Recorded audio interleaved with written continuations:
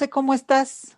Muy bien, Silvia, contenta de estar aquí compartiendo contigo, con todos y todas, que ojalá que nos sigan en los videos, que nos escriban, que nos den su punto de vista.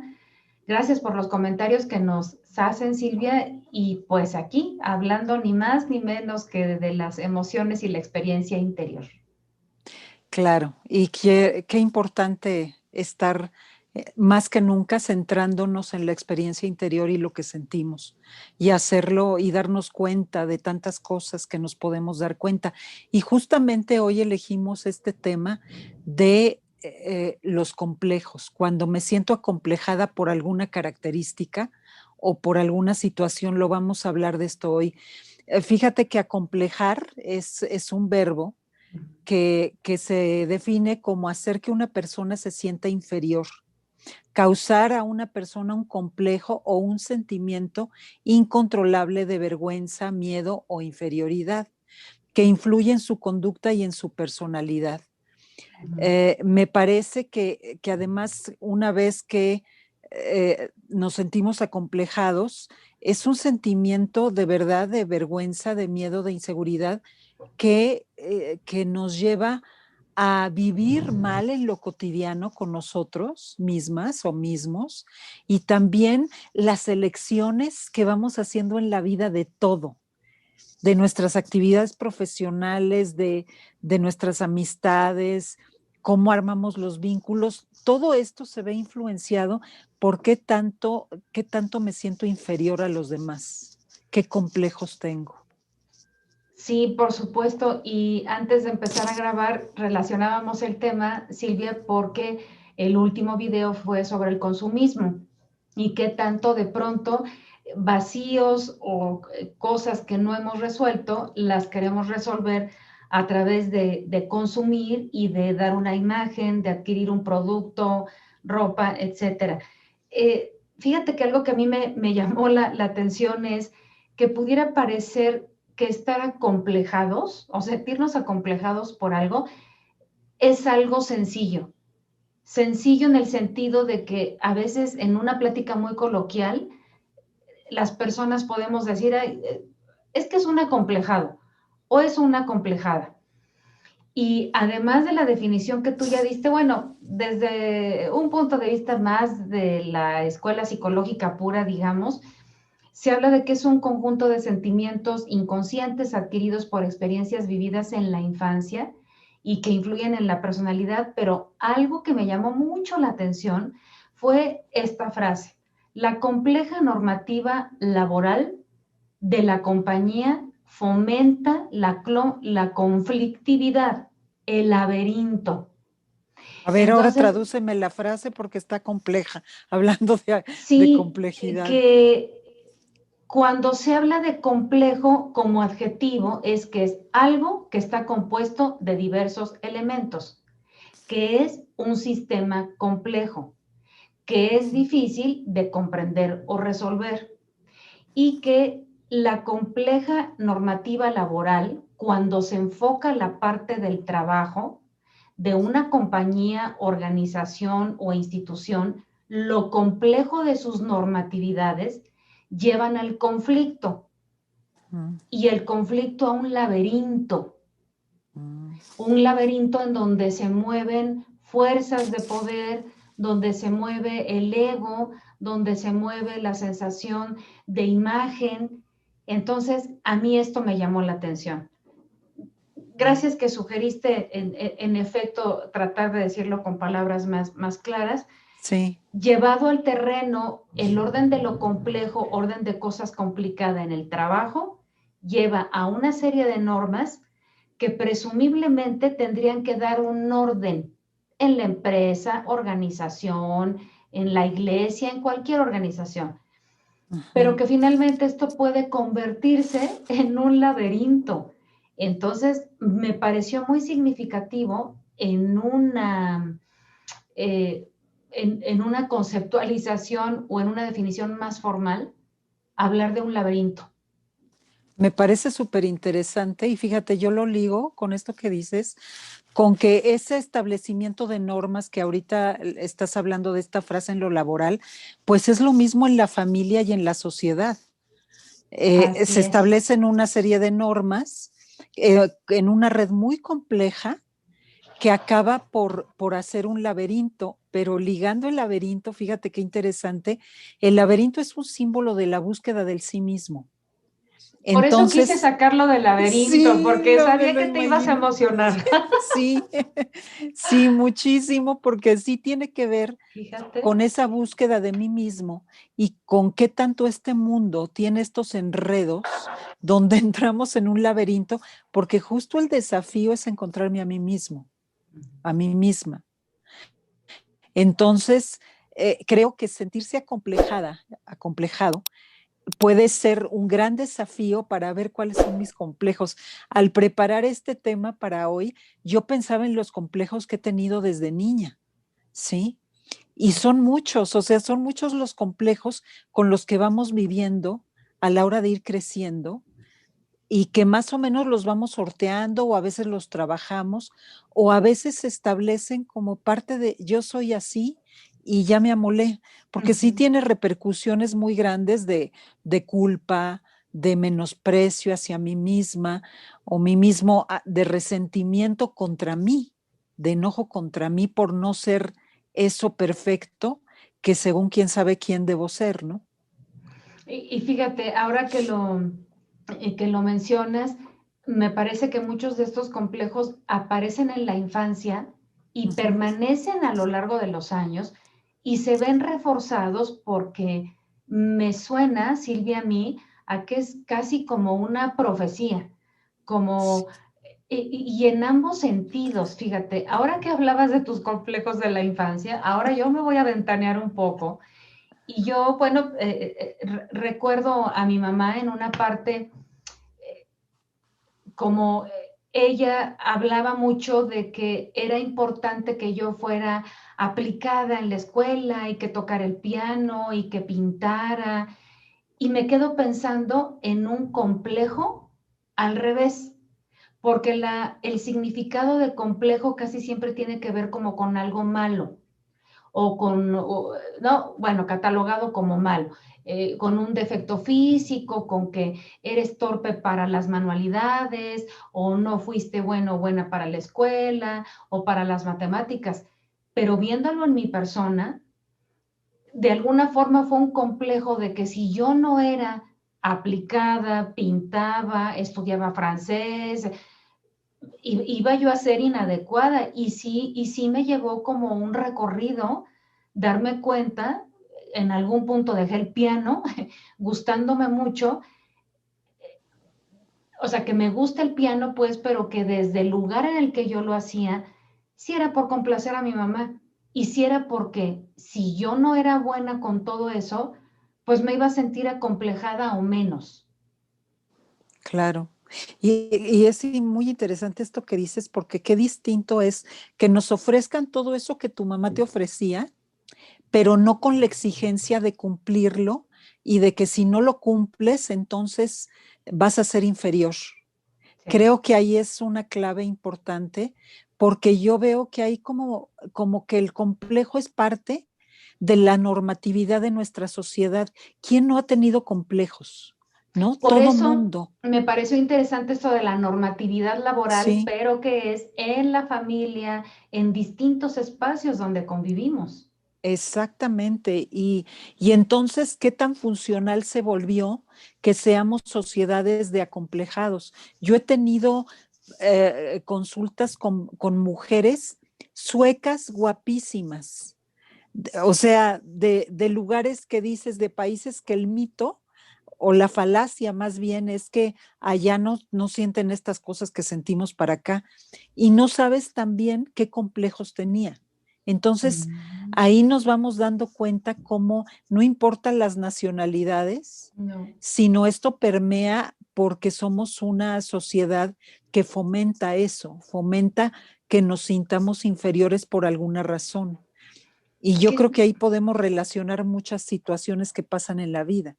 que nos sintamos inferiores, Silvia, y yo vuelvo a sacar mi caso. Mi mamá Ujú. explícitamente no me decía, tienes que tocar el piano y tienes que ser aplicada en la escuela, pero sí les decía a otras personas, vieran qué aplicada es y qué buenas calificaciones saca y qué bonito toca el piano. Entonces, hoy veo pues que era velado, ¿no? Pero era desde su deseo y en un control. Entonces, aparentemente no había un conflicto, era algo deseable por ser una cualidad, por tener una cercanía con el arte, pero de alguna manera yo viví como condicionado en una parte el amor de mi mamá, ¿no? Claro. Bueno, si yo te pongo mi historia hablando de mamás, mi mamá era una mujer muy lejana y muy fría conmigo. Yo era la más chica y como que ella ya se había cansado un poco de la maternidad y siempre fue muy lejana. Entonces, hazte de cuenta que mi sensación era como ser un fantasma. No sé de dónde lo saqué, pero yo me sentía como fantasma en la niñez y casi no hablaba con nadie. Qué bueno que en ese tiempo no hicieron diagnósticos y no estaba de moda llevar a los niños al psicólogo porque creo que me hubieran colgado no sé cuántas etiquetas. Sí. Pero el caso es que era esta lejanía y ahí yo sentía se me generó ese complejo de, pues yo no soy querible, yo no soy importante para nadie, porque mi mamá no me mira, no me da retroalimentaciones, no me dice que le gusta esto, que qué bueno lo otro. Eso sí, cuando me enfermaba era cuando me prestaba atención. Mm. ¿Y cómo sería que yo me enfermaba cada mes de anginas porque era el momento en que la tenía cerca y me atendía? Mm. Entonces, fíjate ahí la complejidad de complejos, ahora sí que valga la Sí. redundancia, ¿no? Por eso tal vez como lo del laberinto, ¿no? Silvia, y Sí. también encontré por aquí algo de los complejos físicos, ¿no? De manera muy concreta, que nuestra familia o nosotros mismos podemos habernos colocado un complejo encima. Entonces tendríamos que preguntarnos, ¿para qué me sirve? ¿Para qué lo hago? Y qué tal si con esto nos damos cuenta cuál es como el nivel o qué implica quitarme el complejo. Porque hay otra cosa interesante, si me lo quito, es más probable que yo me pueda responsabilizar de cambios que tengo que hacer. Porque pensando en alguien a quien le dijeron, no es bueno para la escuela, no, pues Ujú. mejor que haga una carrera técnica o que haga un oficio, porque no es bueno para la escuela. Si esa persona se cree verdaderamente que no es capaz, puede acabar actuando como tal. Y valdría la pena que esa persona ahora sí que se adentre en su experiencia interior, porque me parece que tiene dos caminos. O se queda ahí y se la cree y ya no estudia algo más y ya se siente verdaderamente incapaz, sintiéndose acomplejado, o se queda por comodidad. Porque entonces, bueno, mejor me quedo aquí y ya no hago más y me quedo como en una postura, ¿no? Cómoda, ya no me muevo del lugar. Creo que eso también puede suceder, no sé tú qué opines. Sí, yo lo relaciono mucho con estas situaciones que están con miedos que hay, por ejemplo, el miedo al éxito, el miedo al éxito amoroso, el miedo a exponerme, el miedo a ser yo mismo y a ver Sí. qué pasa. Entonces creo, ahí es muy claro cómo el complejo lo que hace es, ante esa devaluación, como fomentar mucho los miedos. Entonces, qué miedo ser libre de ese complejo, porque entonces ahora sí voy a arriesgarme a amar, voy a arriesgarme en lo profesional. Yo conozco muchas historias de personas, por ejemplo, una amiga que cuando éramos muy jovencitas se sentía fea y no le había dicho a nadie y se sentía muy acomplejada y hubo un vecino que a él le encantaba. Y ella se casó con él, pero realmente se casó con él porque fue su único novio y porque ella se replegaba, pero por otro lado, la necesidad de casarse la llevó a aceptar ese matrimonio y no es una gente que haya sido muy feliz, pero vive en una jaula de oro. Entonces, de alguna manera, esa protección, hasta dónde la lleva a un lugar donde hay muchas ganancias secundarias, aunque haya dolor dentro. Y ya esas son las decisiones que los complejos nos pueden llevar a hacer. Creo que estaría padre compartir, Silvia, cuando dijiste lo de las ganancias secundarias, ¿cómo en este caso para la gente con quien compartimos? Pues la ganancia secundaria es que tiene seguridad porque se casó para empezar. Y se casó con un hombre trabajador, medio tranza, aquí entre nos, pero Por cierto. trabajador, por cierto, pero es que ahí no se dio el chance de escoger, ¿no? Se dejó escoger y dijo, pues órale va. Tuvo hijos, unos hombres y mujeres lindísimos, no tiene preocupaciones económicas, al contrario, ha viajado, ha ido, ha venido, pero no tiene una relación de matrimonio feliz, ¿sí? Yo me imagino que él sintió que no lo amaba, y, Sí. y pues ahí él lo resintió y a través de los años esto genera situaciones de hostilidad en las relaciones difíciles, ¿no? Ya a la fecha son abuelos, abuelos jóvenes, digamos, pero ahí están las ganancias secundarias, sentir que alguien sí me aceptó, alguien sí me quiso, pero con esta otra parte pero yo no lo amé, a lo mejor lo quiso algo, pero no fue una buena relación, ¿sí? Como lo que obtenemos, ¿no? Que no necesariamente de origen era lo que quisiéramos, pero sacamos algo adicional, ¿no? Y lo que obtenemos es como bajarle al miedo y como ganar una pseudoseguridad. Esa también es una ganancia secundaria, aunque no sea algo tan positivo. Fíjate que me acabo de acordar de un programa de televisión que yo disfruté mucho, una serie norteamericana de hace años, que hablaba de lo que sucedía al interior de un set de televisión donde grababan, entre otras cosas, un programa cómico. Entonces es lo que pasaba con los escritores, con los actores, más bien comedia. Y recuerdo mucho un capítulo que se llamaba La burbuja, ahorita que hablabas de la jaula de oro. Y aquí era lo contrario, tú hablabas de esta persona que se sentía fea. En este caso, digo, a manera de sátira es muy, muy, muy divertido el capítulo, de un hombre guapísimo, este actor también de Mad Men, muy alto, muy bien parecido, sale ahí en un papel cómico y resulta que llegaba a un restaurante y le daban la primera mesa, ¿no? Va caminando por la calle y Calvin Klein le dice, oye, ¿quieres ser mi modelo para mi próxima colección de ropa interior de hombre? Estaciona mal el coche y llega el policía y lo ve y le dice, ay no, fíjese bien para la próxima vez. Y empieza a salir con la chava, con la mujer que es el personaje principal, y le dice, no, tú vives en una burbuja, eres tan guapo y tan bien parecido que la gente te ha puesto en una burbuja. Entonces, todo se te facilita y todo te fluye porque tenemos tan metido la idea de lo bello y de lo guapo y hay como que cuidarlo. Y bueno, ya para no alargarme en esto muy, muy rápido, pero me acordé muchísimo, le dice, mira, vamos a hacer lo mismo que hicimos de ir a un restaurante, de ir por la calle y yo te voy a tapar la cara.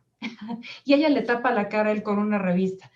Entonces van al mismo restaurante y ella pide un refresco de un sabor que no existía. Y como la mesera no le ve la cara a él y solo se la ve a ella, le dice, estoy muy cansada, ya está terminando mi turno, si me vuelve a pedir una cosa así, le voy a pedir mejor que se vaya, ¿no? Le dice la mesera, le voy a traer un refresco de cola y punto, y se va la mesera. Y le quita el folder al hombre guapo y le dice, no puedo creer que te haya tratado así. Y le dice, bienvenido al mundo normal. A ti te han construido como esta burbuja. Entonces, bueno, qué cosa con el tema de los complejos, porque igual porque alguien no se siente guapo o guapa, o alguien porque se siente muy guapo, pero es la misma sociedad la que va alimentando ese, pues me parece que desfigura, Silvia, una personalidad sana, Sí. con altas y bajas, con la parte padre de la vida y la que no, que a veces estaremos mejor incluso físicamente unas veces y otras no, pero no como con estas cargas de todo o nada. Ujú. Es que yo siento que ahí la mirada se queda en lo externo, no en Ujú, lo interno, porque ¿qué es estar bien físicamente? ujú, ujú. ¿No? Bueno, con Em, modelos, pon tú de sí, belleza. exacto, por eso es algo muy estereotipado, ¿no? Entonces, si no corresponde a mi estereotipo, ya lo enjuicio como inadecuado. Ujú, Porque también hay muchas personas que tienen una actitud de sentirse superiores. No es el caso en esto que cuentas, pero sí quien se siente por arriba de los demás, pues también tiene un complejo de inferioridad que no asume, ujú, pero al no asumirlo, se pone como yo sí sé todo, yo sí soy mejor que los demás, yo tengo el mejor cuerpo del mundo, yo, ¿no? Y no reconoce que también tiene esos complejos. El referente es el mismo, ¿no? ujú. Y bueno, ya comentábamos que sin duda la familia tiene una buena responsabilidad en esto, ¿no? Encontraba por aquí en un manuscrito sin autor, en la mayoría de las familias existe el listo, el manitas y el gracioso, ¿no? Como en estas etiquetas que se van poniendo, como si estas personas no tuvieran otros calificativos que las pudieran describir. Y entonces a veces es la propia familia que quizá desde un lugar amoroso, pero empieza a poner como estas etiquetas, ¿no? Sí, y fíjate, yo lo relaciono muchísimo con el bullying, porque el bullying precisamente puede ser un bullying como muy disimulado, funcional, yo diría, como frases que dicen los padres de deberías de parecerte a tu hermana, ella sí estudia y así es aplicada, o deberías Sí. de dejar eso que no te va a llevar a nada, tienes unos gustos fatales, ¿no? Mm, este, o como siempre tú eres quien da problemas, ¿sí? O sea, todas estas frases lo que hacen es hacer creer y sentir al otro que es inferior a los demás en algún sentido. ujú, Y eso es bullying también. Entonces, la persona que está ejerciendo el bullying también tiene sus complejos porque por algo le está pidiendo a la otra persona o a los hijos que sean perfectos. Porque ¿qué pasa si tiene hijos como cualquier ser humano, con sus virtudes y sus no virtudes? claro, ¿Qué claro, pasa? claro. ¿Puede No, ese papá, esa mamá con eso? ujú, Pues muchas veces no, y ahí están sus complejos, precisamente. por supuesto. Sí, Oye, Silvia, y creo que bueno, se confirma un poco como lo habíamos pensado, que esto de los complejos iba a dar para mucho. Entonces, yo te propongo más o menos como lo habíamos platicado, que dejemos aquí esta primera parte y creo que bien podemos continuar como hablando un poco más del complejo de inferioridad y del complejo de superioridad. ¿Será que verdaderamente son distintos o son como más de lo mismo? Y creo que claro. puede ser bien interesante adentrarnos como tal a estos dos. ¿Qué te parece? Y yo le añadiría hablar un tanto del cuerpo, porque el De cuerpo es acuerdo. nuestro referente central para Totalmente. reconocernos. Entonces, vamos a hablar de esto en en esta siguiente sesión, pues. De acuerdo, Ok, de acuerdo. Pues entonces continuaremos con este tema porque, como nos imaginamos, daba para más. Pues claro. muchas gracias, Silvia. Nos vemos en Gracias, una Monse. segunda parte de este tema complejo. Acompáñanos, claro. Muchas gracias y gracias a todos y a todas. Hasta Gracias. pronto.